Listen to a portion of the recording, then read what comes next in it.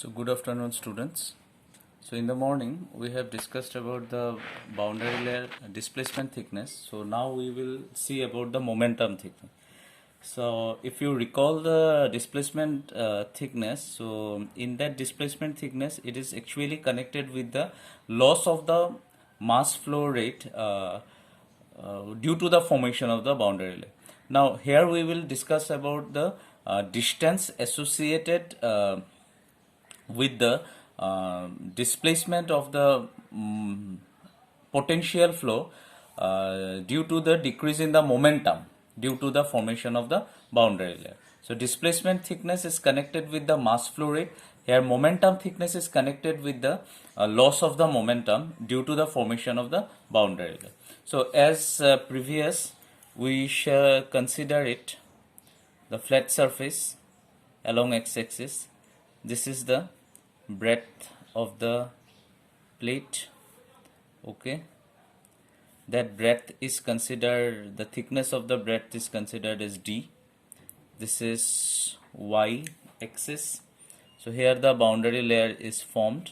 Okay, so we have seen that at the surface of the at the surface or at the inner edge of the boundary layer the velocity is 0. Then the velocity is gradually increasing. Suppose we consider the vertical line, and beyond that the velocity is not changing with respect to y-axis. So this is the velocity, we consider it u. So this is our case 1 where the boundary layer is formed. So without the boundary layer, okay, so what will happen, that without the boundary layer the velocity is uniform, that is equal to your free stream velocity, that is capital U. This particular distance is delta and this is the same distance. So these two are comparable figure. So this is our case 2 where the if there is no boundary layer, and in the case 1 is the when there is a boundary layer. So in our first case we have seen that the mass flow per unit time across the boundary layer was integration 0 to delta, okay, rho u d dy, where d is the breadth of the width of the plate. Okay, so in case of our displacement thickness, what was our objective? We had assumed that there is an displacement, that is the potential flow is displaced through a distance delta 1 such that the mass flow rate in this portion, okay, this is the portion, mass flow rate in this portion means delta minus delta 1 portion is equal to the mass flow rate within the boundary layer. Now if the mass is reducing, okay, then momentum will reduce more, because the formula for momentum is mass into velocity. Why mass is reducing? In the first case the mass is reducing because of that u, because velocity is reducing due to the formation of the boundary layer. So when the mass is reducing, the momentum will reduce more. Why? Because with that mass you have to multiply with the same velocity u. Okay, is it clear? So in the case 1, the momentum per unit time across the layer will be first, what is the mass? Rho d u dy, that is the mass, okay, of the same small elementary portion dy. So with that mass you are multiplying the velocity u. There is only one velocity, that is along x-axis, and this is u. Okay, so this is the width d. So now if we need across the layer, so integration will be applied 0 to delta. Now for case 2,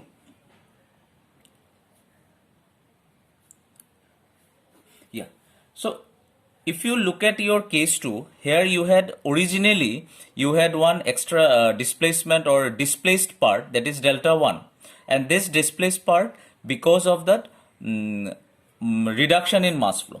So now for the reduction in momentum you have to add one more extra distance, because with that delta 1 you cannot get the same momentum. Okay, because now the momentum is reducing, so loss will be even more. So to compensate that loss, you have to put one extra distance. So this is the extra distance, suppose this is delta 2, such that now the momentum per unit time in this portion is equal to this. So if delta 2 be the extra displacement, okay, such that, this is important, we have assumed that delta 2 be the extra display. Originally there was delta 1, and this delta 1 for the mass flow rate, okay, loss of mass flow per unit time. Now for the loss of momentum per unit time, we add one extra distance delta 2 such that the momentum per unit time in the potential flow means free from your boundary layer, potential flow is same as the momentum per unit time in the boundary layer. Okay, so therefore what is the momentum per unit time in the potential flow region, means in this part. Okay, so in this part rho, okay, the density of the incompressible fluid, d the width of the plate, velocity square, u square is there, so capital U square, okay, here the velocity is uniform, into thickness. Now the thickness is from delta you reduce delta 1 minus delta. From delta you are subtracting this portion delta 1 plus delta. So this momentum is equal to the momentum of the boundary. So this is rho u square d du. So now d cancel, rho cancel. So this implies delta minus delta 1 minus delta 2 is 0 to delta small u square divided by capital U square is this. So now from the last article, your delta minus delta 1 was 0 to delta small u by capital U dy minus delta 2 as 0 to delta small u square by capital U square dy. So this implies delta 2 is the 0 to delta small u by capital U common 1 minus small u by capital U into dy. So this is your momentum thickness. Just one side note, the momentum per unit time will be mass into velocity divided by per unit time. So mass per unit time is from previous article rho u dy into the thickness, okay, and now you have to multiply with the velocity u. So this is the idea we have used. Okay, so now we are dealing with the third thickness. This is the called the energy thickness. Okay, now this is the same, so with this thickness you have to displace the potential flow region by some extra distance, suppose it is called as delta 3, such that the kinetic energy loss is compensated due to the boundary layer formation.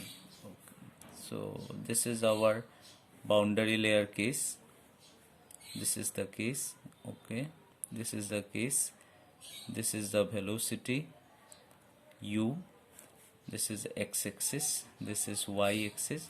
Now we had that same figure, this is our delta, same delta, So this is the case, okay, with the velocity. So now the kinetic energy by energy per unit time in the boundary layer is equal to, we had the formula for mass as rho u dy into d. This is the formula for mass. So now we need the kinetic energy. So kinetic energy will be mass into velocity square divided by 2. Now we need for a whole across the boundary layer, so integral 0 to delta. So this will be equal to your 0 to delta rho small u cube half d into d of y. This is for case 1, means this part. Okay, now case 2. Now in case 2, so we start from our displacement thickness. So in displacement thickness, we add the addition, we use for displacement thickness, we have to displace our potential flow by the distance delta 1. Now we need the energy.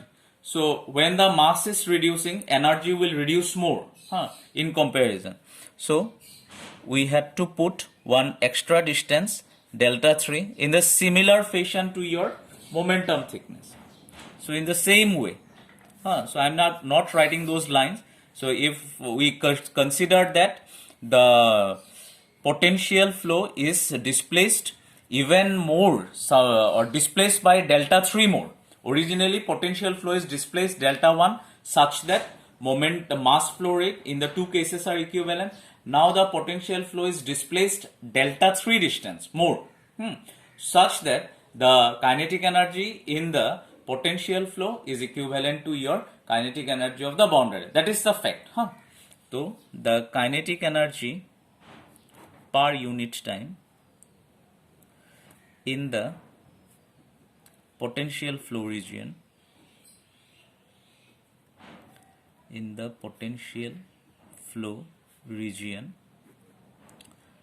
will be equal to rho density d, the width of the plate, into velocity u, capital U, this is our mass. Now we have to multiply with the thickness. So here the thickness is delta minus delta 1 minus delta 3. Okay, so with that the velocity square by 2. So u square by 2. Now this is your mass flow per unit time into the velocity square. So we are getting the kinetic energy per unit time. So we are selecting the thickness delta 3 in such a way that the kinetic energy per unit time of this region, okay, this part, is equal to the kinetic energy of the boundary layer, as previous to our earlier two cases. So therefore half d integration 0 to delta rho small u cube dy is equal to rho d u cube divided by 2. Now we had that delta minus delta 1. So from our displacement thickness we had that relation. What is that? In the displacement thickness part you have shown that delta minus delta 1 was small u by capital U dy. So we substitute it. So small u by capital U dy minus delta 3. Now rho cancel, d cancel, half 2 cancel. So this is equal to your 0 to delta small u cube divided by capital U cube d of y. This is 0 to delta small u by capital U minus delta 3. So this implies your delta 3 as 0 to delta small u by capital U common. So this is 1 minus small u square by capital U square d of y. So these are the third thickness, that is the energy thickness. So these three are very important. First one is the displacement thickness. So what is the definition of displacement thickness? So this was so displacement thickness was, its definition is the distance by which potential flow is displaced due to the decrease in velocity in the boundary layer. Similarly, what will be the momentum thickness? Same. Distance by which potential flow is displaced due to the decrease in momentum due to the formation of the boundary. And what will be the kinetic energy? Same. Distance by which potential flow is displaced outwards even more. It is displacing. In the first case, you are to compensate the mass flow per unit time, you are adding the distance delta 1. For the second time, with that delta 1, you are adding one more distance delta 2. For the third time, with delta 1, you are adding one more distance, that is delta 3. So now I request you to give a glance on all these three thicknesses, and if you have any query, then please ask. Thank you all.